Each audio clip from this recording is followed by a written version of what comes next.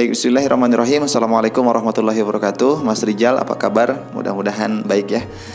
Baik, untuk pertanyaannya tadi terkait dengan ketika kita menyendiri, galau, kemudian apa yang harus dilakukan gitu ya. Jadi memang saya urai dulu, setiap manusia itu memiliki hati yang lembut. Allah berikan hati yang lembut. Hati yang lembut ini diciptakan dari organ yang paling lembut, disimpan di dalam tubuh kita, dilindungi oleh organ-organ tubuh yang lain, ada tulang dan lain sebagainya untuk melindungi itu. Akan tetapi walaupun di dalam disimpannya, walaupun lembek gitu ya, ternyata hati ini menjadi penentu sikap seseorang. Ketika hatinya merasakan kesedihan, maka sikapnya pun akan mencerminkan orang itu lagi sedih. Organ tubuh yang lain mendukung, mata menangis gitu ya, wajah murung, gak bergairah dan lain sebagainya. Tapi sebaliknya, ketika hati itu merasa bahagia, merasa bangga, merasa nyaman, tenang dan lain sebagainya, ini semua organ tubuh yang lain merasakan kebahagiaan itu. Mata ceria gitu ya, sering senang bercerita, cerita yang indah dan lain sebagainya. Nah, ini adalah gambaran bahwa hati ini walaupun kecil, dia bisa menentukan keadaan seseorang. Dan ternyata teman-teman sekalian, Mas Rijal, orang yang kuat itu bukan orang yang berbadan kekar, bukan orang yang berwajah sangar, bukan orang yang senantiasa bicaranya sombong gitu ya dan lain sebagainya. Bukan itu. Akan tetapi orang yang tangguh itu bagaimanapun bentuk tubuhnya, tapi ketika dia kuat, tangguh menghadapi masalah yang ada dalam hidupnya, tidak larut dalam kesedihan. Nah, inilah orang-orang yang kuat, orang-orang yang luar biasa.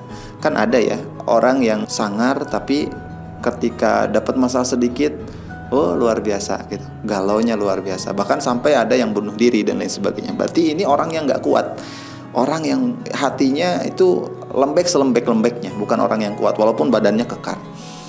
Nah, karena Allah Subhanahu wa Ta'ala tahu bahwa manusia itu diberikan hati yang lembut, dan hati itu bisa merasakan kegalauan, merasakan kesedihan kapan saja, bahkan dengan suatu yang kecil pun itu bisa merasakan kesedihan yang begitu luar biasa mendalam. Maka dari itu Allah Subhanahu wa Ta'ala menuntun kita dalam Al-Quran untuk mengatasi masalah demi masalah yang kita hadapi dalam kehidupan ini, sehingga kita bisa keluar dari kesedihan yang kita rasakan. Yang pertama, Allah Subhanahu wa Ta'ala berfirman di dalam surat Al-Baqarah ayat 153, A'udzu billahi minasyaitonir rajim. Bismillahirrahmanirrahim. Ya ayyuhalladzina amanu ista'inu bis-sabri was-shalah. Innallaha ma'as sabirin. Kata Allah Subhanahu wa Ta'ala di dalam surat Al-Baqarah ayat 153 ini, wahai orang-orang yang beriman, jadikanlah sabar dan sholat sebagai penolongmu. Sesungguhnya Allah beserta orang-orang yang bersabar. Jadi yang pertama, ketika Anda ditimpa bencana, ditimpa musibah, merasakan kesedihan dan lain sebagainya, maka bersabarlah. Kemudian kerjakan sholat, karena sesungguhnya Allah Subhanahu wa Ta'ala akan membersamai orang-orang yang bersabar. Kemudian yang keduanya, ketika kita merasakan kesedihan, kemudian perbanyak zikrullah. Kita selalu berzikir kepada Allah dan membaca Al-Quran. Di dalam surat Ar-Ra'd ayat 28, Allah Subhanahu wa Ta'ala berfirman, yang artinya orang-orang yang beriman dan hati mereka menjadi tentram dengan mengingat Allah. Ingatlah, hanya dengan mengingat Allah lah hati menjadi tentram, ya. Jadi di sini Allah menegaskan, ketika hati Anda galau, ingin kembali tenang, maka kata Allah, berzikirlah kepada Allah, perbanyaklah mengingat Allah, karena dengan itulah hati kita akan merasa tenang.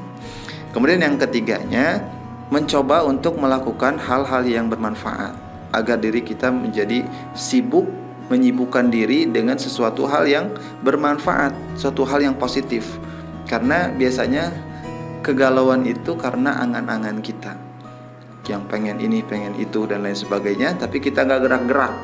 Kita selalu menyibukkan diri dengan angan-angan kita, tapi jiwa kita, raga kita tidak disibukkan dengan sesuatu yang bermanfaat. Maka sibukkanlah diri kita dengan sesuatu yang bermanfaat.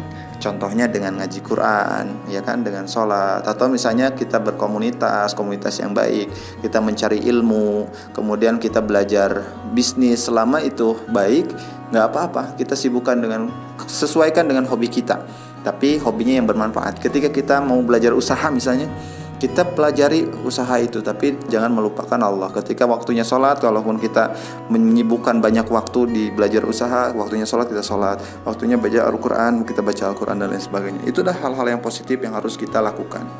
Kemudian yang keempat, kita berdoa kepada Allah agar dihilangkan rasa galau dan hati kita. Karena doa ini adalah senjata orang yang beriman. Maka ketika pun berperang, kita jangan melewatkan doa. Makanya kita, kata Allah tadi, bersabarlah dan sholatlah. Karena dalam sholat itu adalah doa terbaik, teman-teman sekalian. Kemudian yang kelima, menjauhkan diri dari angan-angan yang berlebihan. Nah, ini yang kadang-kadang tadi sudah dibahas ya, kadang-kadang kita lakukan. Jadi kita lebih banyak beraktivitas dengan angan-angan kita. Kita pengen jadi orang yang seperti inilah dan lain sebagainya, tapi nggak kesampaian, akhirnya kita galau gitu ya. Kemudian yang keenam, tetap berhusnuzon kepada Allah. Di dalam surat Al-Insyirah, Allah Subhanahu wa taala berfirman di dalam ayat 5 dan sampai ke-6, yang artinya, karena sesungguhnya sesudah kesulitan ada kemudahan. Sesungguhnya sesudah kesulitan ada kemudahan ya. Di dalam Al-Insyirah ini, ayat kelima dan ayat keenam ini diulang oleh Allah Subhanahu wa taala, menegaskan kepada kita harus berhusnuzon kepada Allah, karena tidak mungkin Allah berikan masalah, Allah tidak memberikan solusinya. Karena kata Allah di sini dijelaskan, setiap ada kesulitan, kesusahan, maka pasti ada kemudahan. Dan kemudian yang ketujuhnya adalah selalu memunculkan pikiran-pikiran positif yang tadi sudah saya jelaskan ya, sehingga kita tidak larut kepada masalah yang kita hadapi. Kemudian yang selanjutnya, meminta petunjuk Allah untuk setiap masalah kita. Hanya kepada Mula kami menyembah dan hanya kepada Mula kami meminta pertolongan. Iyyaka na'budu wa iyyaka nasta'in. Lalu kemudian yang selanjutnya adalah kita yakin bahwa Allah Subhanahu wa taala berikan masalah kepada kita, berikan kegalauan kepada kita, ini pasti Allah menganggap kita adalah orang yang mampu untuk mengatasi masalah ini, orang yang mampu untuk menghadapi kegalauan ini. Jadi Allah berikan kepada kita, gak mungkin kepada orang lain, karena orang lain gak mampu gitu ya. Jadi Allah berikan kepada kita, berarti Allah percaya kita bisa mengatasi kegalauan itu. Jadi kita jangan merasa, duh kenapa ya Allah berikan musibah terus sama saya, Allah berikan kegalauan terus sama saya. Apakah Allah gak sayang sama kita? No, teman-teman sekalian. Tapi justru Allah percaya kepada kita. Ini adalah ujian kita, ujian seperti halnya kita di sekolah. Ketika mau naik kelas, maka kita harus ujian dulu. Ketika kita diuji sama Allah, Allah ingin menaikkan derajat kita di hadapan Allah gitu ya.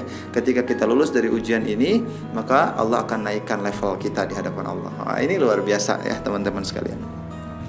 Jadi itulah yang kemudian harus kita lakukan setiap hari, setiap saat. Ketika kita merasakan galau, ketika kita merasakan kesedihan, ketika kita merasakan sulit, ketika merasakan ada banyak masalah, baik masalah ringan maupun masalah yang besar. Karena kadang-kadang kita menganggap masalah ringan itu adalah masalah yang berat. Ketika kita bisa menjalankan akan hal ini, insya Allah Allah pelan-pelan akan berikan kemudahan. Allah pelan-pelan akan berikan sesuatu yang luar biasa, keajaiban yang luar biasa. Kita merasakan galau, Allah pula akan memberikan jalan keluar. Baik, terima kasih, mudah-mudahan bermanfaat. Assalamualaikum warahmatullahi wabarakatuh.